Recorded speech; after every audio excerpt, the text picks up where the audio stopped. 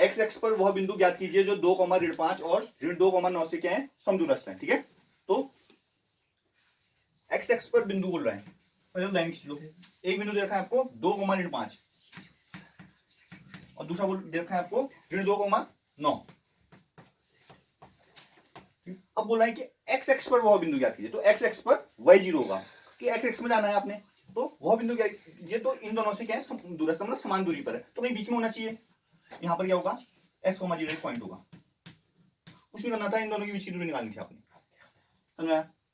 तो पहले बीच की दूरी निकालो, 2,5 और x,0 के बीच की दूरी क्या होगा, बीच की दूरी का फॉर्मूला होता है d बराबर √ x2 - x1 का whole square plus y2 - y1 का होल स्क्वायर। तो अगर समदूरस्थ है तो क्या होगी, दोनों की बीच की दूरियां क्या होंगी, बराबर होंगी, समझ में आया?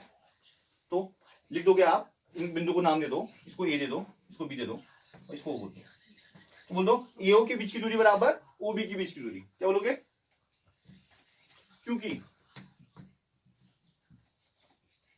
समदूरस्थ है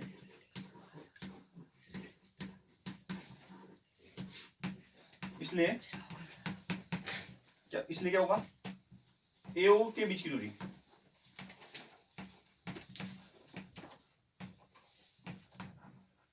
एओ के बीच की दूरी जो होगी किसके बराबर होगी,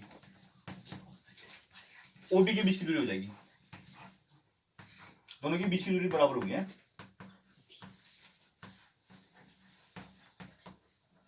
वैल्यू रखो, देखो जब एओ की बीच की दूरी आएगी, एओ का नंबर आएगा तो अंडर रूट, ठीक है, अंडर रूट, देखो ध्यान देना, x2 - x1 होता है तो इन दोनों की तो x - 2 हो जाएगा, x - 2 का होल स्क्वायर, y2 - 1, y2 0 है और ये -5 है, तो 0 - -5 लिखोगे, ये ध्यान देना चिन्ह का, ये फॉर्मूले में चिन्ह है, उसमें चिन्ह आए हैं, होल स्क्वायर इक्वल टू, दोबारा रूल लगाओ, इन दोनों के बीच की दूरी क्या होगा, -2 - x का होल स्क्वायर प्लस और 9 - 0 का होल स्क्वायर। ठीक है, अब क्या कर दोगे, दोनों वर्गमूल से दोनों वर्गमूल कर सकते हैं, ठीक है, दोनों तरफ वर्क करने पर भी कर सकते हो, ऐसे भी काट सकते हो, कोई इशू नहीं है। ठीक है, तो ये x - 2 का होल स्क्वायर, इसको खोल दो, a - b के होल स्क्वायर से क्या हो जाएगा, a - b का होल स्क्वायर होता है a square x square plus b square, 2 का स्क्वायर 4 -2ab, 2 दूनी 4 दूनी 2 दूनी 4 इंटू x हो जाएगा, प्लस माइनस माइनस प्लस हो गया, 5 का स्क्वायर 25 हो गया, बराबर। इसमें देखो -2 - x का होल स्क्वायर, इसमें बच्चे कंफ्यूज हो रहे हैं, देखो इसके 2-3 तरीके हैं, एक तो तरीका ये है कि -2 को मान लो a और इसको a - b का होल स्क्वायर लगा दो, एक तरीका ये है।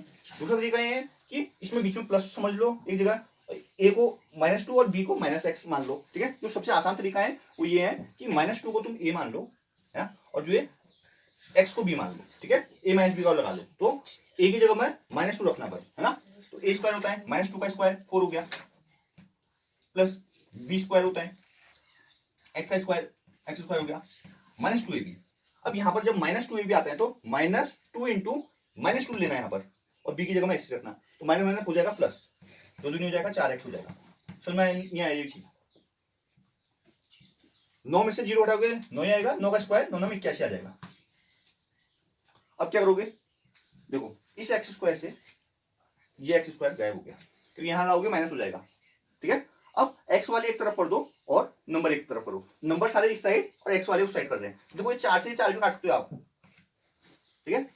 अब देखो 25 यहाँ पर है और ये जो 81 यहाँ आगे -81 हो जाएगा, बराबर 4x यहीं रहेगा, ये -4x वहां जाएगा प्लस 4x हो जाएगा।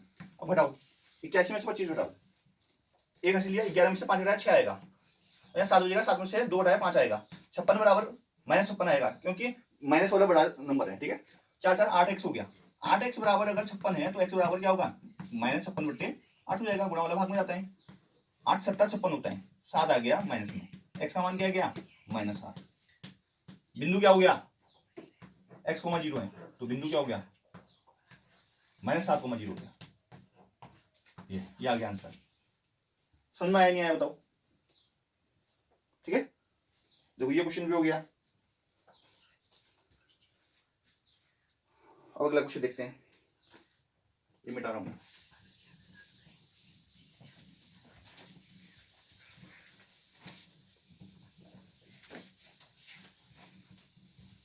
अब 11th वाला क्या हो रहा है?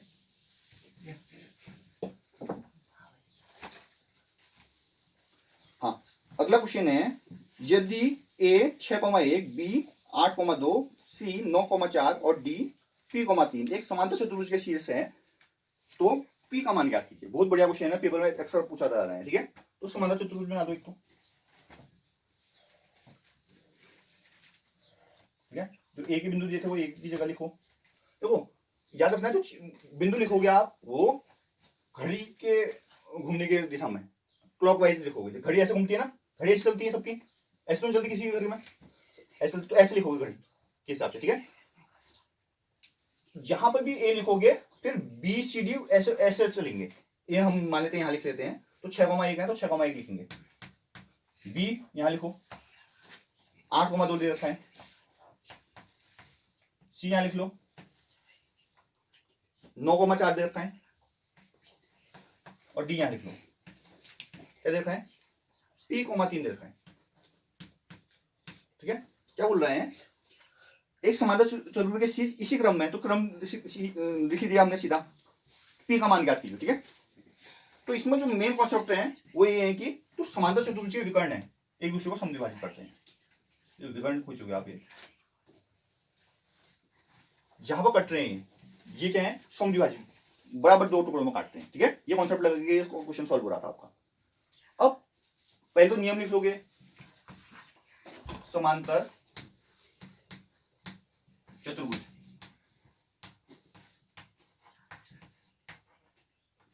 के विकर्ण एक दूसरे को समद्विभाजित करते हैं।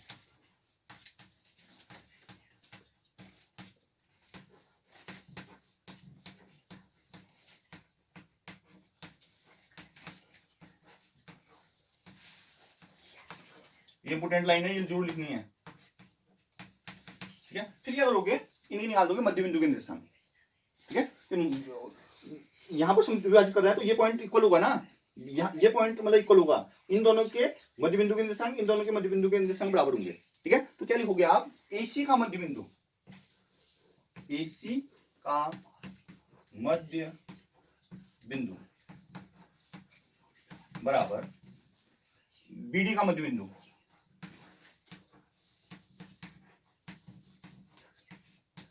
और आप जानते हो मध्य बिंदु के निर्देशांक के फॉर्मूला क्या होता है, x1 प्लस x2 बट्टे 2, y1 प्लस y2 बट्टे 2 होता है। तो AC में लगाओ पहले, AC x1 plus x2 6 plus 9 बट्टे 2 हो गया,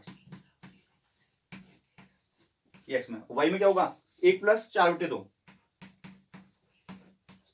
बराबर। अब BD में लगाओ, 8 प्लस p बट्टे 2, 2 प्लस 3 बट्टे 2। अब देखो गौर से, 6 9 15 बट्टे 2 हो गया, और ये 5 बट्टे 2 हो गया, बराबर क्या हो गया, 8 प्लस p बट्टे 2, और ये क्या हो गया, 5 बट्टे 2। देखो ये दूसरा वाला जो y पार्ट है वो इक्वल आ रहे हैं। ठीक है, तो अब क्या करोगे, ऑब्वियसली बात है वो होता है तो x की x से तुलना करनी पड़ेगी, तो 15 बट्टे 2 बराबर क्या बोल दोगे, 8 प्लस p बट्टे 2। और ऐसा करोगे तो क्या आएगा, इस 2 से 2 काट सकते हो आप, ये तिरछा भी जाएगा तो वैसे भी करोगे, क्यों, इसको यहां पर पहुंचा दो, ऊपर से नीचे वैसे भी करने वाला है, तो p बराबर क्या जाएगा, 15 माइनस 8 हो जाएगा, जो कि 7 होगा। p का मान कितना आ गया, 7 आ गया।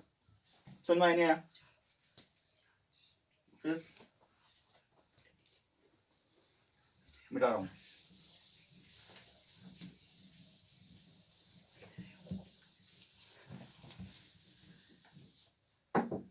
अगला क्वेश्चन है,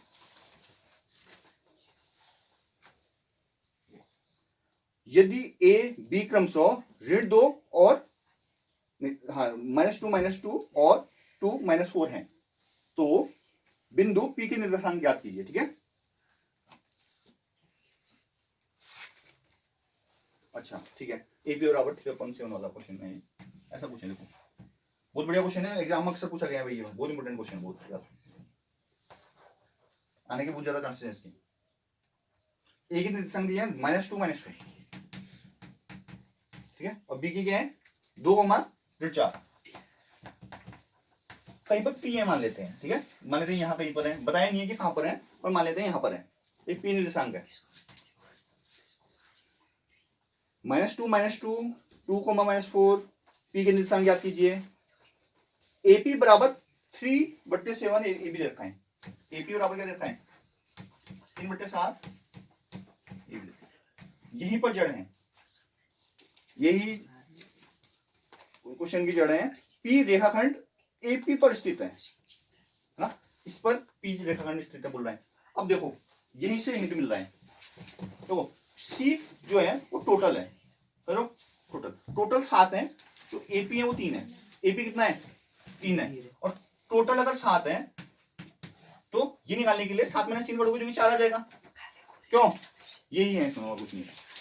बस अब कौन सा फॉर्मूला लगाना था, देखो बिंदु दे रखे हैं, किस अनुपात में विभाजित करता है बोले थे, तो अनुपात वाला फॉर्मूला के पी के निर्देशांक निकल जाते हैं। m1 x2 + m2 x1 upon m1 + m2, m1 y2 + m2 y1 upon m1 + m2।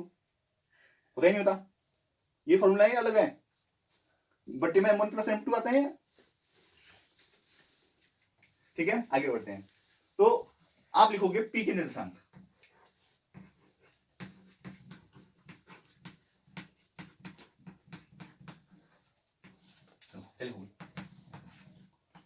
m1 x2 + m2 x1 बट्टे m1 + m2, comma m1 y2 + m2 y1 बट्टे m1 + m2।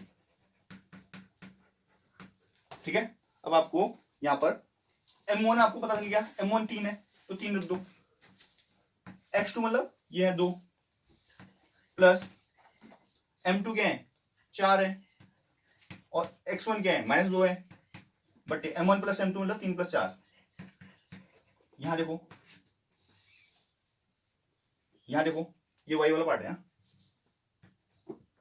m1 की जगह 3 रहेगा, y2 की जगह 4 रहेगा, प्लस m2 की जगह 4 रहेगा, ये -2 रहेगा, बटे 3 + 4। बस अब बुरा भाग गए, बस देखो 3 दूनी 6, 4 दूनी 8 माइनस में रहेगा, 4 दूनी 7, 4 3 12 माइनस में, माइनस 4 दूनी 8 माइनस में, बटे 4 दूनी 7। क्या आ गया लास्ट में, देखो 2/7 आ गया, और क्या गया 12 और 8 20 माइनस में, तो आ गया आंसर। तो क्या बिंदु आ गए -2/7 और -20/7, ये आंसर आ गया। समझ में आया नहीं आया, समझ जल्दी आ रहा है यार तुमको। अगला क्या क्वेश्चन था भाई, अगला क्वेश्चन मिटा लो।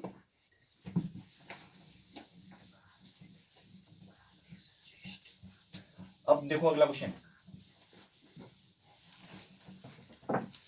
अगला क्वेश्चन है बिंदु ए -2 और 2 और बी 2 और 8, 2 और 8 है, -2 और 8 है, ये 2 और 8 लिखा है यहाँ से, को जोड़ने वाले रेखाखंड एपी को 4 बराबर भागों में बांटने वाले विभाजित करने वाले निर्देशांक ज्ञात कीजिए। तो 4 बराबर भागों में बांट रहे हैं, इतना बढ़िया करके समझाया था क्वेश्चन। ए है -2 और 2, और बी क्या है 2,8, 2,8 है ना, देख लेना एक बार, पॉइंट देख लेना, ये क्या नहीं है, ए और बी पता चल गया आपको। अब बोल रहे हैं कि 4 बराबर भागों में बांटने वाले निशान, तो जो 4 भागों में काटेगा उसके निशान ज्ञात करने हैं। ठीक है, बराबर बोल दिया है यहाँ पर, क्या करोगे, सबसे पहले ए और बी को यूज करके मध्य बिंदु निकाल लोगे, इसका मध्य बिंदु का निशान क्या लिखोगे, ए व बी का मध्य बिंदु, क्या होता है x1 + x2 बटे 2 और y1 + y2 बटे 2। देखो x1 + x2 -2 + 2 बटे 2, और y1 मतलब 2 + 8 बटे 2, क्या आ जाएगा, ये तो 0 आ जाएगा, कॉमा ये 8 × 10 हाफ 5, तो 0 और 5 आ जाएगा, यहाँ बीच में क्या पॉइंट आ गया 0,5 आ गया, एक बिंदु तो बदल गया। तो अब क्या करेंगे, अब जो मेन दूसरा बिंदु है इसको मान लेते हैं। अब देखो इन दोनों के बीच का बदल गया, अब इन दोनों के मध्य बिंदु निकाल दो और इन दोनों का मध्य बिंदु निकाल दो। एक पॉइंट यहाँ हो जाएगा, एक पॉइंट, तो 1 2 3 और 4 समझो, 4 बराबर भागों में हो जाएगा। तो ए और ओ का मध्य बिंदु निकालो। अब ए व ओ का मध्य बिंदु, ठीक है। -2 प्लस 0/2 कोमा 2 प्लस 5/2 जो क्या आ जाएगा, देखो -2/2 यानी कि -1 हो जाएगा एक, तो दूसरा क्या हो जाएगा 5 और 2 7 7/2 हो जाएगा। लो इनका मध्य बिंदु जो यहाँ पर है ये आ गया, क्या आ गया -1, 7/2 आ गया। अब ओ और बी का मध्य बिंदु निकाल दो। ओ व बी का मध्य बिंदु,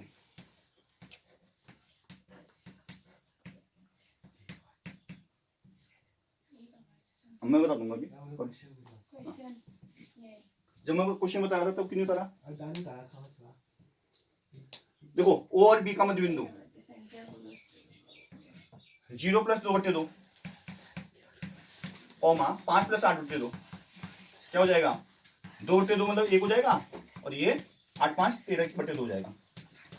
लो कम आएगा बस। आगे तीनों बिंदु, पहला बिंदु ये आ गया, दूसरा बिंदु ये आ गया, तीसरा बिंदु ये आ गया। लो लास्ट में लिख दोगे कि सम मतलब बराबर 4 भागों में विभाजित करने वाले बिंदु के निशान 0,5 -1 7/2 और 1,13/2 है।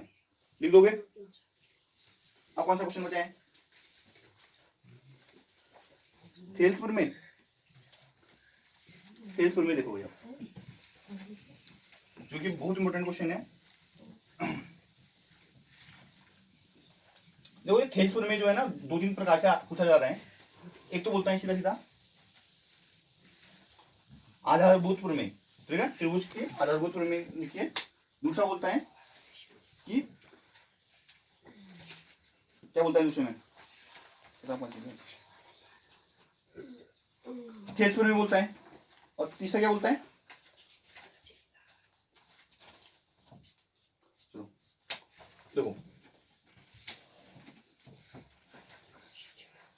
ये त्रिभुज है, ठीक है, एबीसी मान लेते हैं इसको, और इसके समांतर एक रेखा बीसी के समांतर एक रेखा मान लेते हैं ये।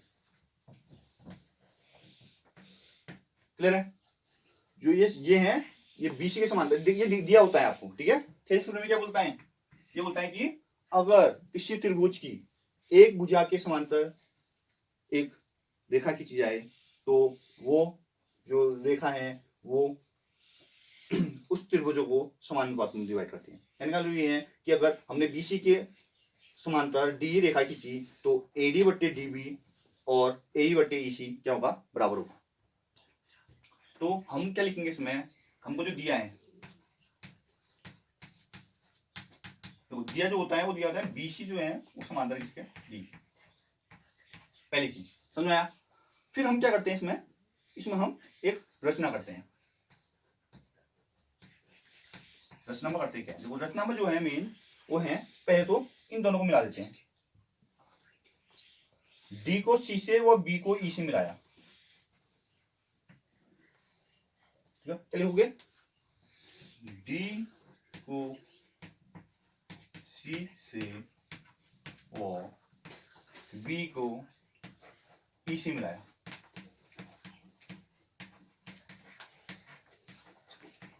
एक चीज तो हो गई। अब दूसरी चीज होगी, देखो इसमें क्या करोगे, लंब डालोगे। लंब याद रखना 90 अंश बनता है, यहाँ 90 अंश बना, यहाँ भी 90 अंश बना, ठीक है। क्या लिखोगे, जो इसको एक पॉइंट बोल दोगे ना, A B C D E F और जी बचेगा ना, एक एफ यहां बोल दो, जी का, ठीक है। तो क्या बोलोगे आप, जो ई एफ लंब है किस पर, तो ई एफ लंब है एडी पर, एडी वो डीजी लंब है किस पर,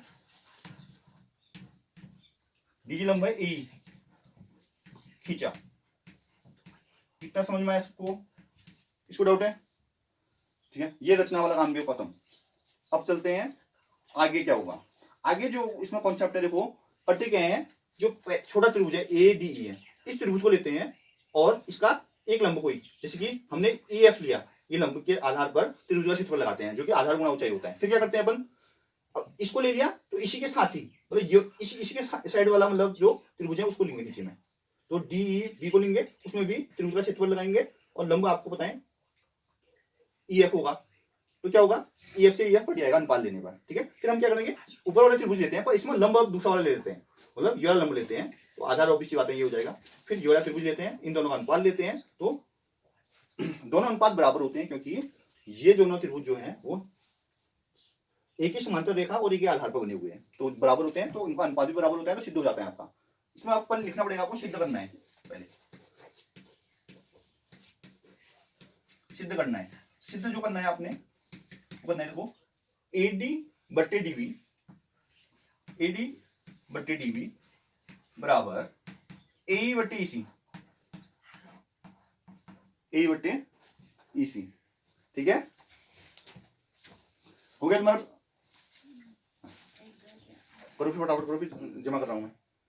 अब देखो आप लिखोगे सबसे पहले त्रिभुज का क्षेत्रफल। ठीक है, पहले लिखोगे त्रिभुज एडी में, देखो एडी में है ना, एरिया ऑफ ट्रायंगल एडी, त्रिभुज का क्षेत्रफल होता है 1/2 आधार गुणा ऊंचाई गुणा ऊंचाई, 1/2 आधार गुणा ऊंचाई। तो अगर हम क्या कर रहे हैं, ए डी को ले रहे हैं, ए डी इसका ये वाला आधार लेते हैं, तो ऊंचाई क्या हो जाएगी, ये वाली हो जाएगी, तो 1/2 आधार हो जाएगा ए डी, और जो ऊंचाई है वो क्या होगी ई एफ। समीकरण एक बोल दो। अब दूसरा समीकरण बनाओ, त्रिभुज नीचे वाला लो, अब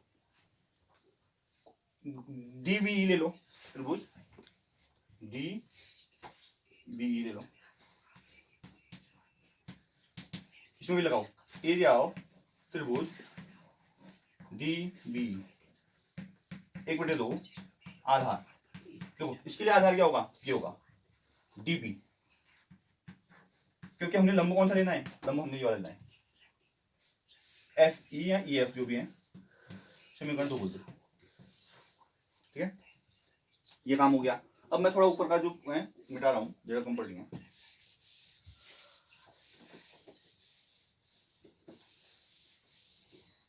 अब मैं क्या कर रहा हूं,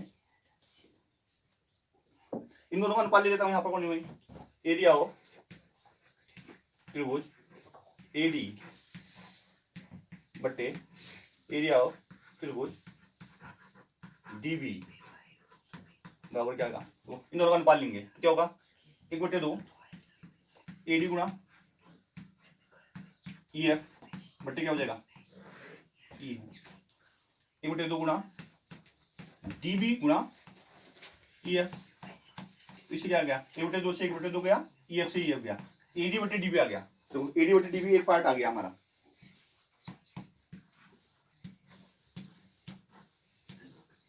इसको बोलते समीकरण 3। क्लियर है, अब आते हैं दूसरे ट्रायंगल में।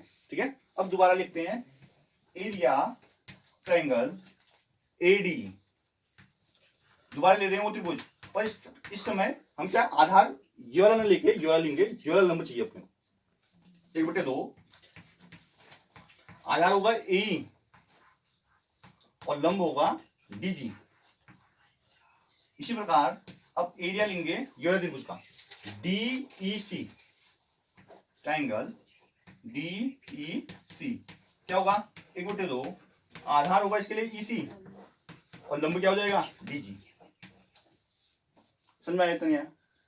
अब इनका भी अनुपात ले लो आप, तो हम जब लिखेंगे क्या एरिया ऑफ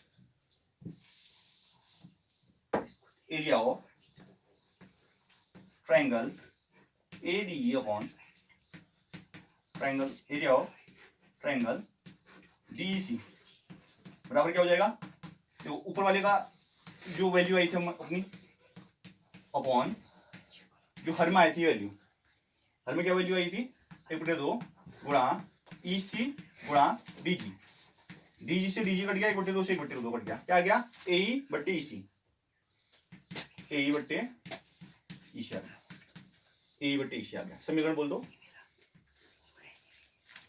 4। अब क्या लिखोगे, इसको मिटा दे रहा हूं, जो लिखना है तुमने लिखोगे कि दोनों उनको देखो, 3 और 4 को देखो आप, एरिया त्रिभुज ADE, एरिया त्रिभुज AD, ऊपर समान है पर नीचे समान नहीं है। देखो एरिया त्रिभुज DEC और एरिया त्रिभुज DBC, सॉरी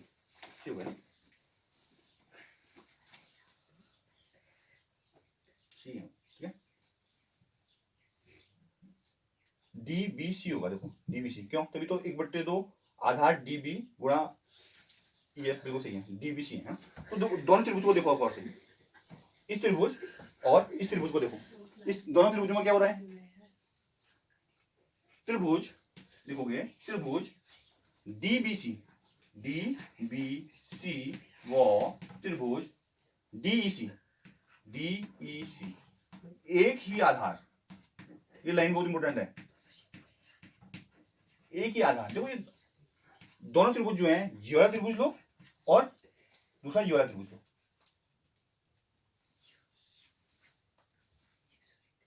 ठीक है, किसमें बने हुए हैं, एक ही आधार में बने हुए हैं। कौन से वाले आधार है,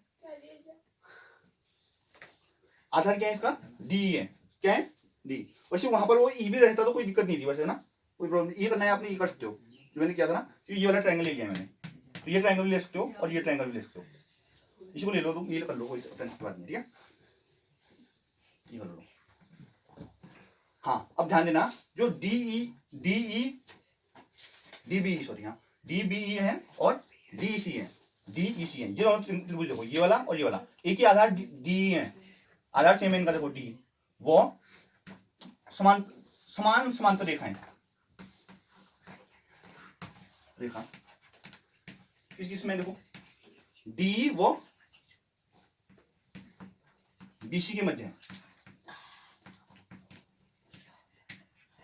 तो एक नियम बोलता है अपने को कि अगर कोई भी दो त्रिभुज एक ही आधार वो एक ही समांतर रेखाओं के बीच में होते हैं तो वो बराबर होते हैं, ठीक है। तो क्या बोलेंगे अपन, त्रिभुज